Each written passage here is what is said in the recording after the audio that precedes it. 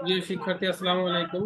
আমাদের accounting revision ক্লাসের ধারাবাহিকতায় মার্চেন্ডাইজ ইনভেন্টরি অধ্যায়টির আজকে আমরা নতুন যে মেথডটা নিয়ে রিভিশন করতে যাচ্ছি সেটি হচ্ছে নিট মেথড। আমরা দেখেছি মার্চেন্ডাইজ ইনভেন্টরির আমাদের দুটো মেথডে কাজ করতে হয়, গ্রস এবং নিট।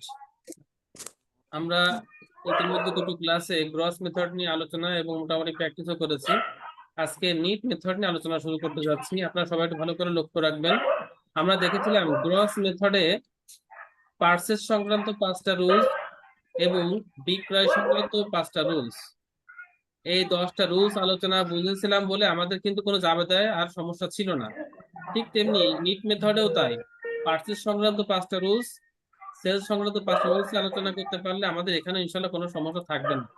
এজন্য সবাই একটু মোটামুটি যে কোনো একজনের এখানে আহ কুকুর ডাকছে, হতে পারে, একটু সাইলেন্ট করে রাখেন, সাউন্ডটা আসতেছে প্লিজ। তো আজকে আমরা নিট মেথডের বিষয়টা নিয়ে আলোচনা করতে যাচ্ছি। সবার কাছে অনুরোধ থাকবে, ভালো করে আলোচনাটা লক্ষ্য করলে, বুঝে নিলে আপনার অঙ্ক করার প্রয়োজন হবে না, কারণ এর বাইরে কোনো কিছুই নাই।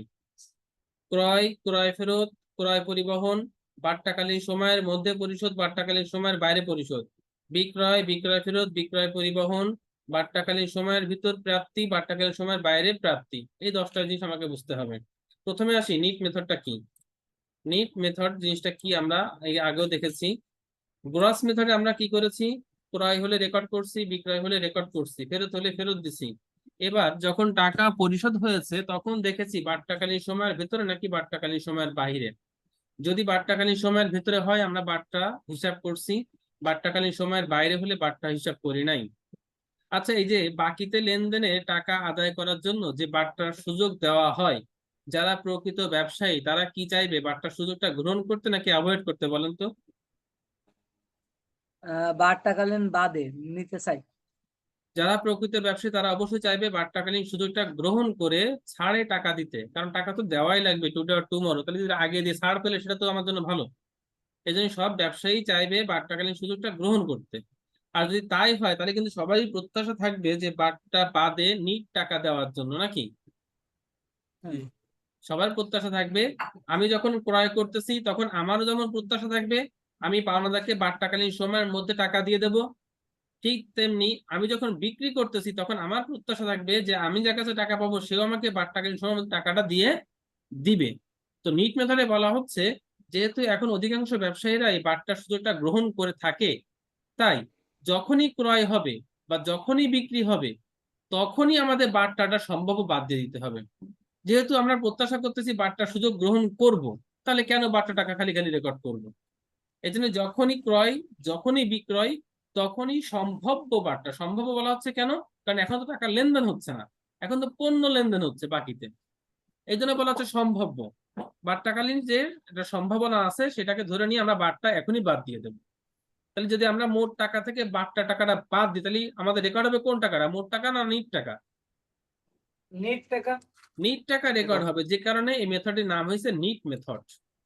নিট মেথড অর্থাৎ এখানে আমাদের সম্ভাব্য যে বাট্টাটা ঢুকে থাকবে ক্রয় বা বিক্রয়ের মধ্যে, ধারে ক্রয় বা ধারে বিক্রয়ের মধ্যে, সেই সম্ভাব্য বাট্টাকে আমাকে প্রথমেই বাদ দিয়ে দিতে হবে।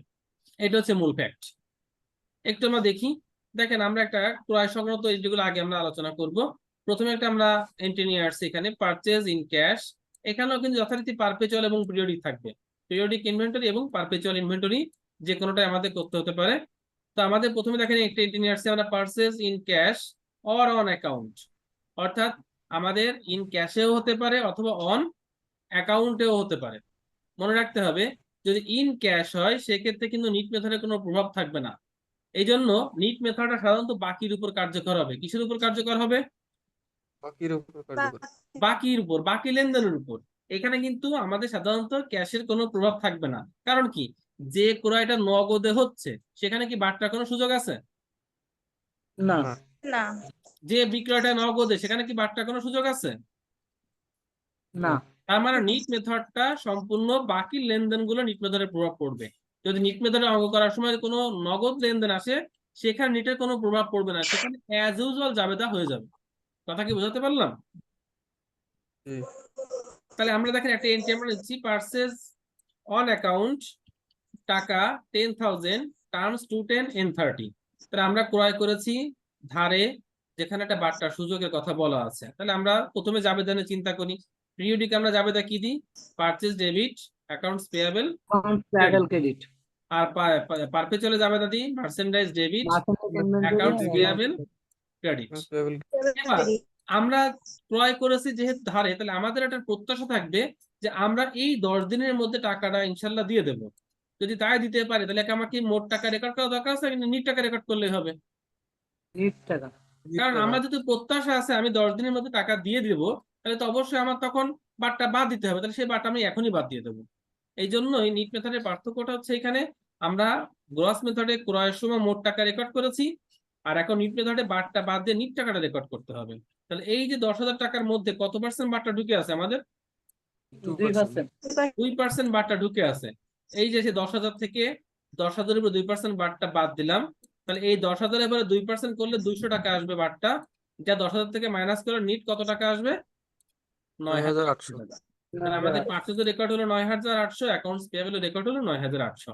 সেম টু সেম পারপেচুয়ালে merchant inventory debit, payable credit 9,800। তাহলে দেখলাম আমরা এখানে ক্রয়ের জাবেদায় আমাদের জাবেদা কিন্তু কোনো পরিবর্তন হয়নি। পরিবর্তন হয়েছে কিসে? টাকায়। টাকায়। টাকা, হ্যাঁ টাকায় পরিবর্তন হয়েছে। পারপেচুয়াল এবং পিরিয়ডিকে গ্রস মেথডের এবং নিট মেথডে ক্রয় জাবেদা কোনো পরিবর্তন নেই, পরিবর্তন হচ্ছে টাকা, তাই তো? জি। তাহলে আমাদের এই যে ব্যাপারটা আমরা কিন্তু আগে আলোচনা করছি, এখন রিভিশন করছি, তারপরে একটু আমি স্লোলি বলছি বা ডিটেলস বলছি এই কারণে যাতে সবার উপকার হয়, কারণ এই আলোচনাগুলো পরীক্ষার আগে আপনারা কিন্তু আর পাবেন না। তাহলে এই যে ক্রয় নিট মেথডের রেকর্ড, এখানে কারো কোনো প্রশ্ন আছে প্লিজ? না। ওকে, নাম্বার 2। এবার আমাদের পার্সেল রিটার্ন থাকতে পারে বাকিতে। তাহলে পার্সেল রিটার্ন অন অ্যাকাউন্ট টাকা 2,000। তাহলে রিটার্নে জাবেদা তো আমরা জানি, ক্রয় যে জাবেদা রিটার্নে তার উল্টো জাবেদা। তাহলে আমাদের এখানে অ্যাকাউন্টস পেয়েবল ডেবিট আর পার্সেল রিটার্ন কি হবে? অ্যাকাউন্টস পার্সেল ডেবিট, রিটার্ন হচ্ছে ক্রেডিট। ক্রেডিট। Credit. এবার আসেন ঠিক এমনি perpetual accounts payable debit, merchandise inventory credit. Credit, জাবেদা তো ঠিক আছে। এবার আমাদের রিটার্ন হচ্ছে কত টাকা? 2,000 টাকা। এই 2,000 এর মধ্যে কত পার্সেন্ট বাট্টা ঢুকে আছে? 2%। 2% বাট্টা ঢুকে আছে। কারণ 2,000 তো 10,000 এর একটা অংশ নাকি? এই 2,000 10,000 এর একটা অংশ না? হ্যাঁ। তার মানে এই 2,000 এর মধ্যে 2% বাট্টা অন্তর্ভুক্ত আছে। তাহলে আমরা যেহেতু এখানে ক্রয় এবং পাওনাদার রেকর্ড করছি নিট টাকায়, তাহলে যখন ফেরত দেবো তখন যদি মোট টাকায় রেকর্ড করি তাহলে হিসাব কি মিলবে? না। এই জন্য আমাদের ফেরতটাও আমাদের বাট্টা বাদে নিট টাকায় রেকর্ড করতে হবে। তাহলে আমাদের ওয়ার্কিংসটা লক্ষ্য করেন, 2,000 থেকে 2,000 এর উপর 2% বাদ দিলাম, 2,000 এর 2% করলে 40 টাকা আসবে, মাইনাস করলে 1,960 টাকা। তাহলে পেয়াবেলও কমে গেল 1,960 টাকা, পার্সেল রিটার্নও হলো 1,960 টাকা। কোনো সমস্যা? না। ওকে, এবার আসেন ক্রয় পরিবহন। পেইড ফ্রেইট ইন টাকা 500। আমরা একটু আগে বলে নিছিলাম যে আমাদের নগদ লেনদেনের উপর নিট মেথডের কোনো প্রভাব পড়বে না। নগদ লেনদেনের উপর নিট মেথডের প্রভাব যেমন পড়বে না, ঠিক তেমনি পরিবহনের উপরে কোনো প্রভাব পড়বে না। এক কথায় বলতে গেলে নিট মেথডের প্রভাব সেখানে পড়বে যেখানে বাট্টার ফাংশন আছে। কিসের ফাংশন আছে? এখানে বাট্টা আছে। বাট্টার ফাংশন বাট্টার আছে। ফাংশন। যদি পরিবহন বাকিতেও হতে পারে, অনেক সময় পরিবহন কিন্তু বাকিতেও হতে পারে, বাকিতে হইলেও এখানে কিন্তু বাট্টার কোনো সুযোগ নাই। এই জন্য পরিবহনের উপর নিট মেথডের কোনো প্রভাব নাই। পরিবহন যেমন ছিল তেমনই থাকবে। পিরিয়ডিকে freight in debit, cash credit. ক্রয় পরিবহন পারপেচুয়ালে কি জাবেদা ছিল সবার মনে আছে? Merchant inventory debit, cash credit. Debit আর ক্যাশ ক্রেডিট। ওকে, কোনো পার্থক্য নাই। এবার 4 নম্বরে আসেন। 4 নম্বরে বলছে cash paid with in discount period.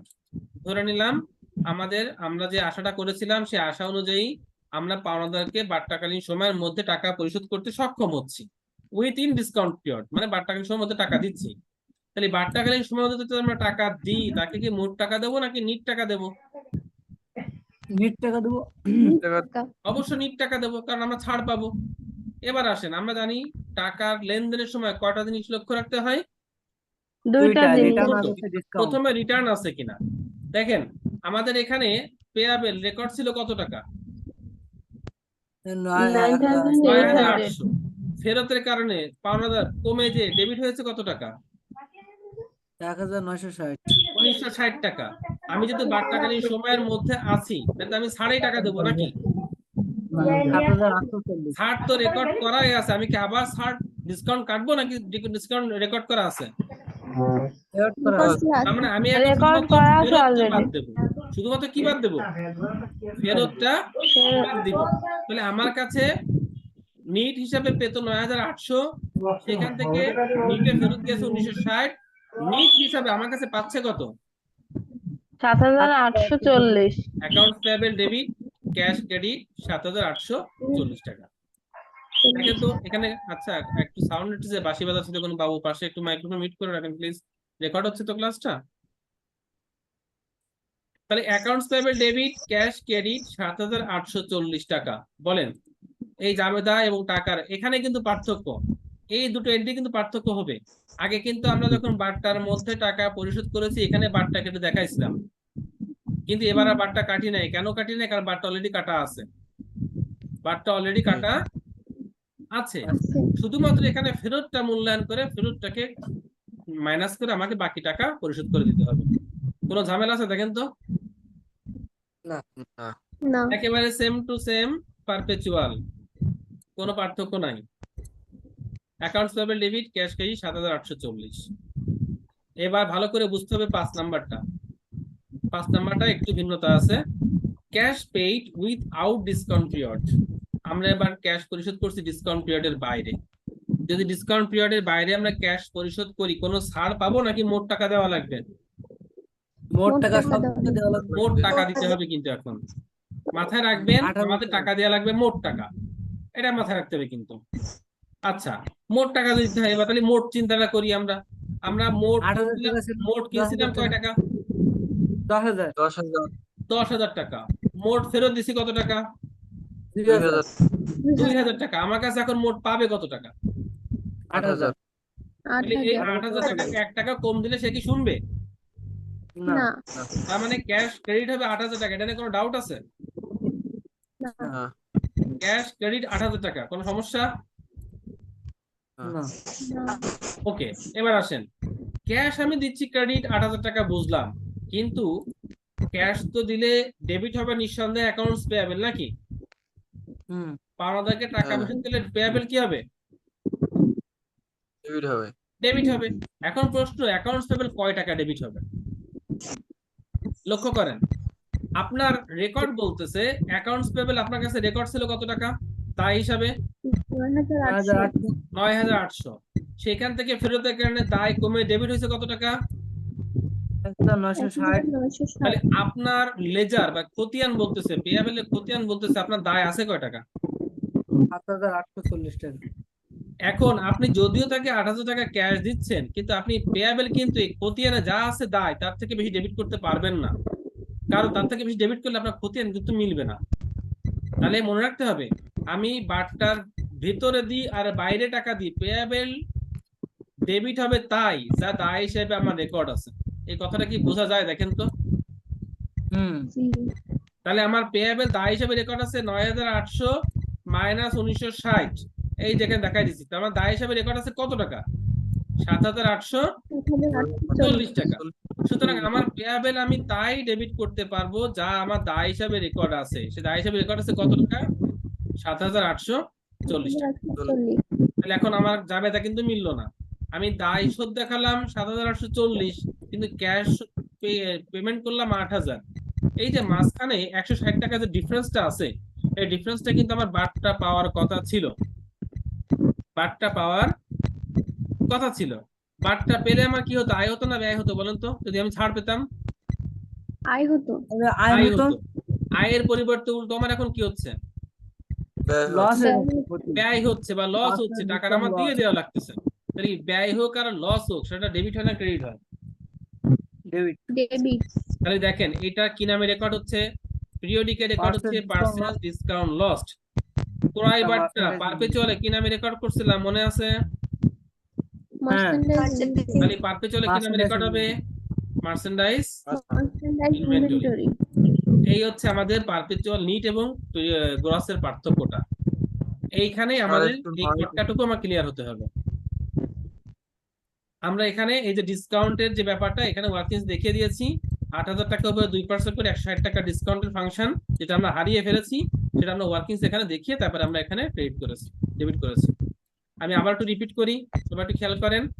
যখনই নিট মেথডে আমরা ডিসকাউন্ট পিরিয়ডে বাইরে চলে যাব, তাহলে আমাদের তখন টাকা চিন্তা করতে হবে, মোট চিন্তা, কারণ টাকা তখন মোট টাকায় দেওয়া লাগবে। যদি ডিসকাউন্টের বাইরে, তখন কিন্তু কোনো ছাড় আমি পাবো না। তাহলে আমরা যদি মোট চিন্তা করি, আমরা মোট কিনেছিলাম 10,000 টাকা, সেখান থেকে আমরা মোট ফেরত দিয়েছি 2,000 টাকা, তাহলে আমাদের কাছে এখন মোট পাবে পাওনাদার 8,000 টাকা। তাহলে নিঃসন্দেহে ক্যাশ ক্রেডিট করতে হবে 8,000 টাকা। ওকে, ক্যাশ ক্রেডিট 8,000 টাকা। এখন যেহেতু পাওনাদারকে পেইড করতেছি, তাহলে নিঃসন্দেহে অ্যাকাউন্টস পেবল তো ডেবিট হবেই নাকি? এখন অ্যাকাউন্টস পেবল কত টাকা ডেবিট হবে? অ্যাকাউন্টস পেবল তাই ডেবিট হবে যা আমার বইতে দায় হিসাবে রেকর্ড আছে। ক্রয় যাবে দেখা যাচ্ছে দায় হিসাবে আমার ক্রেডিট ছিল কত টাকা? 9,000। ফেরতের কারণে দায় ডেবিট হয়ে গেছে কত টাকা? 1960। তাহলে অ্যাকাউন্টস পেবলের লেজার বলতেছে ডেবিট, এই ক্রেডিট থেকে ডেবিটটা মাইনাস করলে খতিয়ানে কত টাকা দায় দেখাচ্ছে? 7,840 টাকা। এই জন্য অ্যাকাউন্টস পেবল ডেবিট করতে হবে 7,840 টাকা। অ্যাকাউন্টস পেবল ডেবিট হবে 7,840 টাকা। এখন আমার জাবেদা কিন্তু মেলে নাই, কারণ আমি দায় শোধ দেখাইছি নেট মেথডে আর টাকা পরিশোধ করছি কোন মেথডে?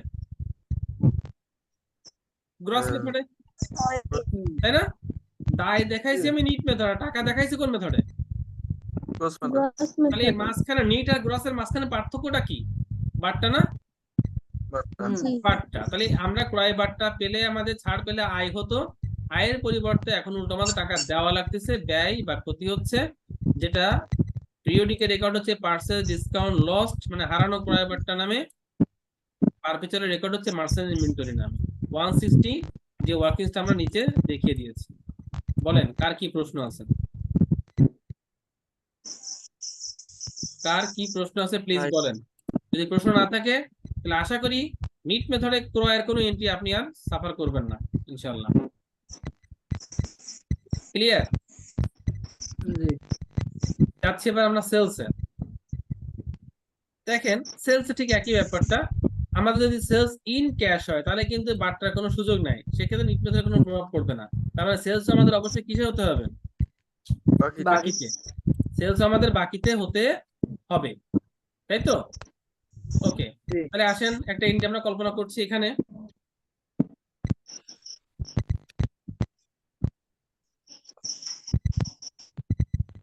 সেলস অন অ্যাকাউন্ট টাকা 20,000, কস্ট প্রাইস টাকা 16,000। কস্ট প্রাইস নিলাম কেন? কারণ এখানে আমাদের পারপেচুয়াল বোঝাতে হবে, তো এই জন্য কস্ট প্রাইস নিয়েছি, যদিও কস্ট প্রাইসের কোনো ব্যবহার পিরিয়ডিকে নাই। Terms 210 net 30। তাহলে বাকিতে বিক্রি, আমরা পিরিয়ডিকে জাবেদা জানি, সিম্পল জাবেদা অ্যাকাউন্ট রিসিভেবল ডেবিট আর সেলস ক্রেডিট। এবার টাকাটা পরে, এবার টাকাটা আসেন আমাদের যেহেতু নিট মেথডে জাবেদা, তাহলে আমাদের এই যে 20,000 টাকার মধ্যে সম্ভাব্য কত পার্সেন্ট বাট্টা ঢুকে আছে? 2%। তাহলে আমাদের কি করতে হবে? 20,000 থেকে 20,000 2% বাট্টা বাদ দিব। 20,000 2% হলে 400 টাকা আসে, মাইনাস করে 19,600 টাকা। তাহলে account receivable debit 19,600, sales credit 19,600। Same to same আমাদের পারপেচুয়ালের প্রথম জাবেদা account receivable debit sales credit 19,600। এবার আমরা জানি পারপেচুয়ালে বিক্রয় জাবেদা কয়টা হয়? দুটো। দ্বিতীয় জাবেদা কস্ট প্রাইসের জন্য cost of goods sold debit, merchant inventory credit. এখানে কস্ট প্রাইস দেওয়াই আছে 16,000 টাকা। এই কস্ট প্রাইসের উপরে নিট মেথডের কি কোনো প্রভাব আছে? না। কারণ এই না। বাট্টাটা কোন টাকার জন্য? 16,000 না 20,000? 20,000-এর উপর। 20,000-এর জন্য। এই জন্য মনে রাখবেন কস্ট প্রাইসের উপরে বাট্টার কোনো প্রভাব নেই। কস্ট প্রাইস আগে যেমন ছিল এখনো তেমনই থাকবে, ঠিক আছে? সেলস রিটার্ন, এখানে ইন ক্যাশ হওয়ার কোনো সুযোগ নাই, কারণ যেহেতু নিট মেথড অন অ্যাকাউন্ট হতেই হবে। সেলস রিটার্ন অন অ্যাকাউন্ট টাকা 2,000। আমাদের বলতেছে যে সেলস রিটার্ন হচ্ছে 2,000 টাকা, তাহলে বিক্রয়ের ফেরতে যাবে তা ঠিক উল্টো। Sales return allowance debit, account receivable credit, এখানেও ক্যাশ হবে না। তাহলে এই ক্ষেত্রে আসেন এবার এই যে 2,000 টাকা সেলস রিটার্ন হলো, এর মধ্যে কত পার্সেন্ট বাট্টা ঢুকে আছে? 2%। 2% বাট্টা ঢুকে আছে। তাহলে 2,000 মাইনাস 2,000 এর উপরে 2% করে 1960 টাকা। এই 1960 টাকা sales return debit, account receivable credit. এবার পারপেচুয়ালও তাই, রিটার্নে যাবে তাই, কিন্তু কস্টের যাবে তারা একটু লক্ষ্য করেন। এখানে কি আমাদের কস্ট প্রাইস দেওয়া আছে রিটার্নে? না, কিন্তু নাই। পারপেচুয়ালে তো আমাদের ফেরতেও রিটার্নে কস্টের যাবে দিতে হবে না? হুম তাহলে এখানে আমরা জাবেদা দেবো কি? জাবেদা আমরা সবাই জানি, merchandise inventory debit, cost of goods sold credit. Credit. যেহেতু বিক্রয় ফেরত হচ্ছে, তাহলে বিক্রয় ফেরত হলে আমার কাছে পণ্য ফিরে আসতেছে, পণ্য ডেবিট, আর বিক্রিত ব্যয়, পণ্যের ব্যয় কমে যাচ্ছে, ব্যয় হয়ে যাচ্ছে কি ক্রেডিট। এবার আসেন, ক্রয় মূল্য কিন্তু দেওয়া নাই, আমরা ঐকিক নিয়মে বের করে নিয়েছি। যদি 20,000-এর ক্রয় মূল্য 16,000 হয়, তাহলে 2,000-এর ক্রয় মূল্য কত? তাহলে 16,000 ভাগ 20,000 গুণ 2,000, কত বেরোবে ক্রয় মূল্য? 1,600 টাকা। এই 1,600 কি নিত্যধারে কোনো প্রভাব আছে? না। কস্ট প্রাইসের উপর নিত্যধারে কোনো কস্ট প্রভাব প্রাইসের কোনো প্রভাব নাই। নেই। তাহলে এই বিক্রয় এবং বিক্রয় ফেরত কোনো সমস্যা আছে প্লিজ? না নাই। এবার আসলে ফ্রেট আউট, সে একই, পরিবহনের উপরে নিত্যধারে কোনো প্রভাব নাই। Freight out debit, cash credit, যা ছিল আগে তাই। এবং ফ্রেট আউটের যাবে আমরা জানি পারপেচুয়ালও যা, পিরিয়ডিকও তাই। এবার আসেন cash receive within discount period. এবার আমরা ক্যাশ রিসিভ করবো ডিসকাউন্ট পিরিয়ডের ভিতরে। যদি ডিসকাউন্ট পিরিয়ডের ভিতরে ক্যাশ পাই, মোট টাকা পাবো নাকি নিট টাকা পাবো? ডিসকাউন্ট পিরিয়ডের ভিতরে হলে তাহলে আমরা হচ্ছে নেট টাকা পাবো। নিট না, টাকা মোট পাবো, মানে টাকা। ছাড় দেওয়া লাগবে, ছাড় দিতে হবে না? ছাড় দিতে তাহলে হবে। আমাদের ছাড় দিয়ে কিন্তু বারটা অলরেডি কাটা আছে। অলরেডি আমাদের বারটায় দেখেন রিসিভেবল, অ্যাকাউন্ট রিসিভেবল, এখানে ডেবিট ছিল কত? 30,000 হয়ে গেছে। 600, মানে বারটা কিন্তু আমরা অলরেডি কেটে রেখেছি। তাহলে এখন আর বারটা কাটার দরকার নেই, কিন্তু রিটার্নটা কি করতে হবে? বাদ দিতে বাদ হবে। দিতে হবে। ফেরত থাকলে বাদ দিতে হবে। তাহলে আমরা 19,600 থেকে 19,60 টাকা বাদ দিলাম, তাহলে এখন নগদ রিসিভ করবো কত টাকা আমরা? 17,600। 17,640 টাকা cash debit, account receivable credit 17,640, কোনো ঝামেলা নেই। অর্থাৎ নিট মেথডে বারটার মধ্যে হলে ঝামেলা নেই, বারটা বাইরে গেলে একটু ঝামেলা নাকি? আর গ্রস মেথডে ছিল উল্টো, গ্রস মেথডে বারটা বাইরে গেলে কোনো ঝামেলা ছিল না, সব টাকা নিয়ে নিতাম, কিন্তু নিটের ভিতরে গেলে বার টাকাটা লাগতো। আমার নিটে গেছে উল্টোটা। আচ্ছা, যদি আমাদের বার্তাকালীন সময় বাইরে আমরা টাকা গ্রহণ করি, সেক্ষেত্রে কি আমরা কোনো ছাড় দেবো? না, তাহলে যখন ছাড় দেবো না, তাহলে কি আবার কি মোট টাকা চিন্তা করতে হবে নাকি? পুরো টাকাটাই পাবো।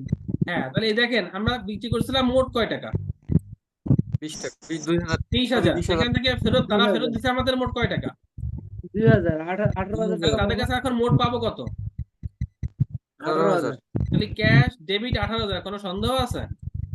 না, আর ওই ব্যালেন্স খতিয়ান কিন্তু অ্যাকাউন্ট রিসিভেবল কিন্তু ক্রেডিট করা যাবে না 18,000, কারণ অ্যাকাউন্ট রিসিভেবল আমার কাছে রেকর্ড আছে কত? 17,000 কত এই যে টাকা? অ্যাকাউন্ট রিসিভেবল ডেবিট ছিল 19,600, সেখান থেকে রিটার্নের কারণে ফেরত দিয়েছে 1960। তাহলে অ্যাকাউন্ট রিসিভেবল আমার লেজার বলতেছে অ্যাকাউন্ট রিসিভেবল আমার কাছে আছে কত এখন?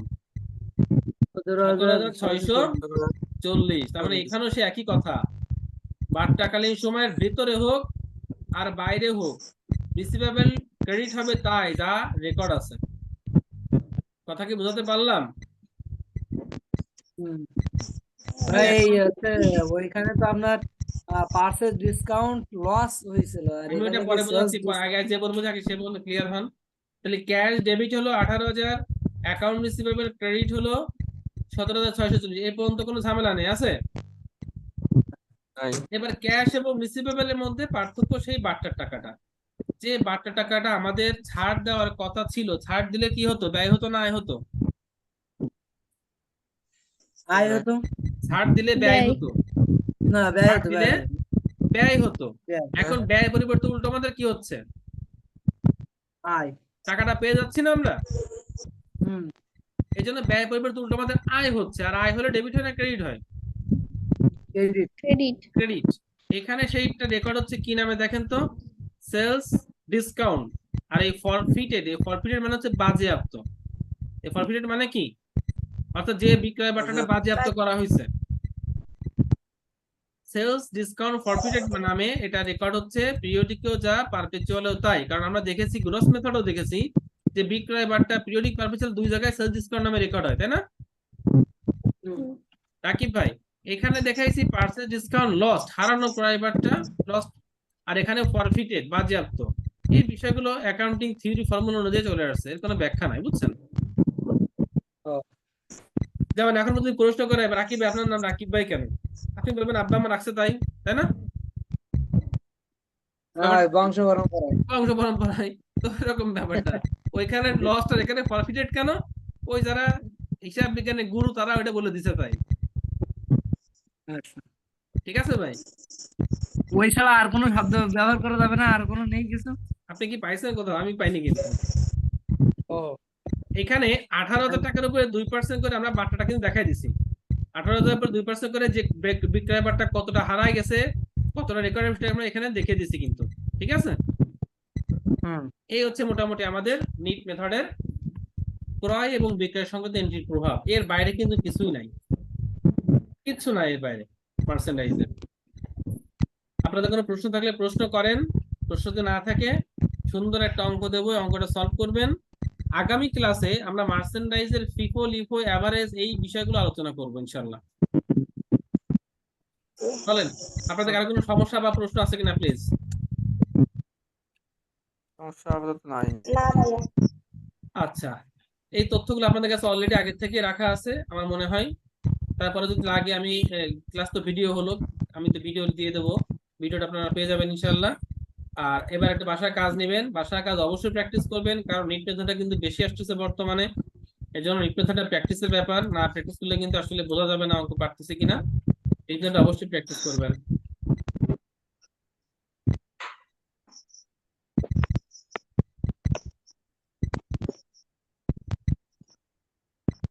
দুটো অঙ্ক দেবো বাসার কাজ, এক্সারসাইজ নাম্বার 7, এটা একটু স্ক্রিনশট দেবেন।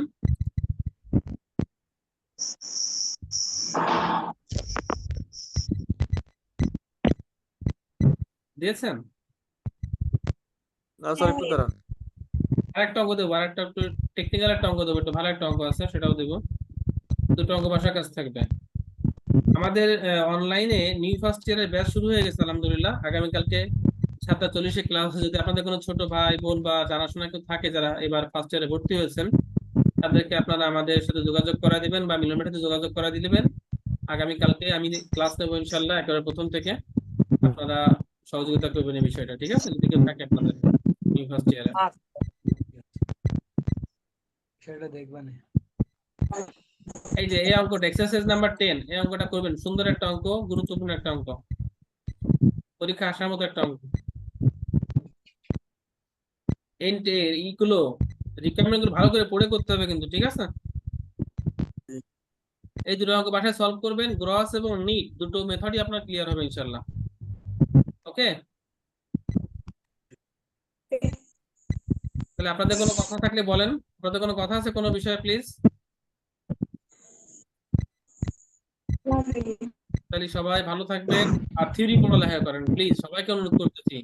থিওরি যিনি ভালো রেজাল্ট করবেন তিনি ইনশাল্লাহ ওভারঅল ভালো রেজাল্ট করে যাবেন। আর থিওরি ভালো রেজাল্ট না করতে পারলে আপনি ভালো পয়েন্ট ক্যারি আউট করতে পারবেন না। আপনাদের দেখেন কত কষ্ট করে আপনাদের রুটিন দিয়েছি, আপনারা তো গ্রুপে পেয়ে গেছেন, সব পেয়ে গেছেন না? এগুলো করতে কিন্তু আমার অনেক কষ্ট হয়, দেখেন অনেক রাত জেগে এগুলো করা লাগে। এই যে ডকুমেন্ট গুলো আপনারা গ্রুপে সহজে পেয়ে গেছেন দেখছেন, এগুলো কিন্তু করতে অনেক কষ্ট হয়, একেবারে সাজেশন দেখে দেখে দাগ নাম্বার দিয়ে দিয়ে। এই জন্য পড়ালেখা করেন প্লিজ। এই যে অ্যাকাউন্টিং ফিনান্স ডিপার্টমেন্টে আমি ফিনান্সের পিডিএফ সাজেশনও দিয়ে দিয়েছি, আমি marketing management department industrial business suggestion দিয়ে দিয়েছি। একটু রেগুলার কিছু কিছু প্রশ্ন পড়েন এবং সেগুলো লেখেন, তাহলে ইনশাল্লাহ ভালো হবে। ঠিক আছে? ঠিক আছে, সবাই ভালো থাকবেন, আর কালকে বা পরশু দিনের ভিতরে একটু বেতনটা প্লিজ দিয়ে দিন সবাই। ধন্যবাদ সবাইকে। আসসালামু আলাইকুম।